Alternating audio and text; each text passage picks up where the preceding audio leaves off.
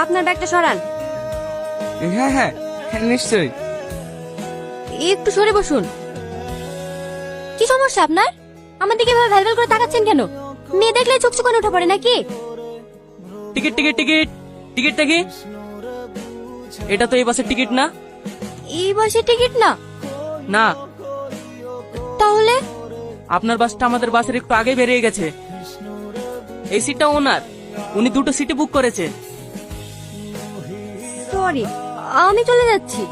It's okay, আপনি চাইলে এখানে বসতে পারেন, আমার কোনো আপত্তি নেই। কোথায় যাবেন আপনি? মায়াপুর। তাহলে তো ভালোই হলো, একসঙ্গে ট্রাভেল করা যাবে।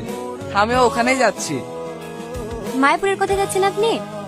জমিদার বাড়ি। জমিদার বাড়ি?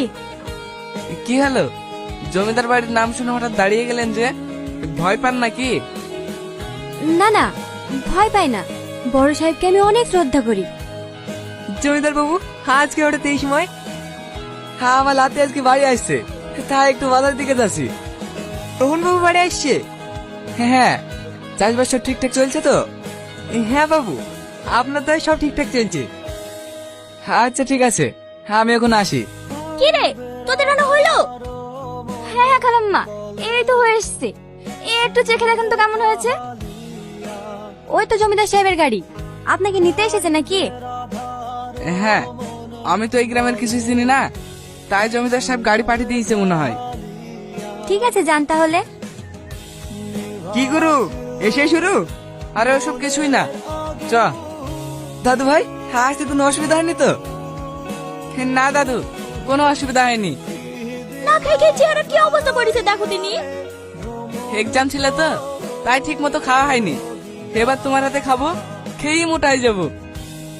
ওকে এখানে দাঁড় করে রাখবা না ভিতরে নিয়ে আসবা? হ্যাঁ হ্যাঁ, হাই বাবু ভিতরে আয়। আর 1 মাস বাদ দিয়ে তোর পরীক্ষা, এখন বাড়িতে আসা কি দরকার ছিল বলতো মা? একবারে পরীক্ষাটা দিয়ে আসতি। তুমি চুপ করো, তোমার শরীর খারাপ, আর আমি বাড়ি আসবো না। না রে মা, আমি ঠিক আছি। সে তো দেখতেই পাচ্ছি কতটুকু ঠিক আছো। কি রে মা, কখন আসলি? এই দেখো আব্বা, কিছুক্ষণ আগে আসলাম। ভালো আছো আব্বা? হ্যাঁ মা, ভালো আছি। পড়াশোনা ঠিকঠাক চলছে তো? হ্যাঁ আব্বা,